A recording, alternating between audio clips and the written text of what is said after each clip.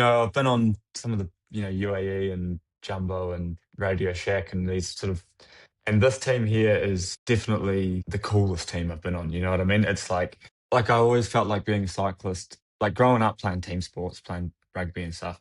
Like it was one of the coolest things was having like this group of mates around you, and it was kind of us versus them. And then the rest of the time when I got into cycling, it was kind of this. It's kind of an individual sport sort of pretending to be a team sport at times. You know what I mean? Like, and even though you are doing a job for a team on Jumbo, pulling for Primos, if you have a bad day, you're still so exposed and it's still like, did I do better than the other climber in the train or whatever? And then it's like, and I definitely made good friends and stuff through those teams, but I definitely feel like now I've landed in this sort of Antipodean or at least sort of Commonwealth based team. And not necessarily just by riders, I just mean by vibe and attitude. And, like Jumbo was overwhelmingly Dutch, UAE was overwhelmingly Italian. We're here like Canadians, English, Aussies, Kiwis.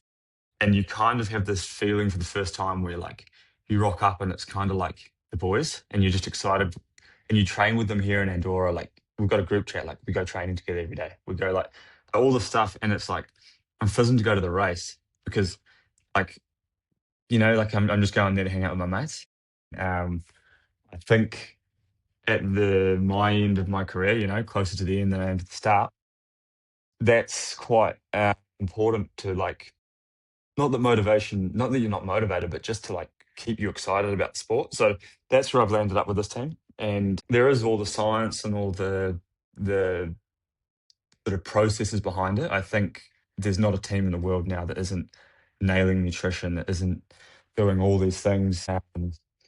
And we've had a big transitional period from last year to this year. And that's also with equipment and things. So there's a huge amount of stuff that happened really late in the year last year. So we're sort of catching our breath a bit on that. But in general, it's just, we're in a great spot as a team. I just have to go back to the start. George, you said you played rugby?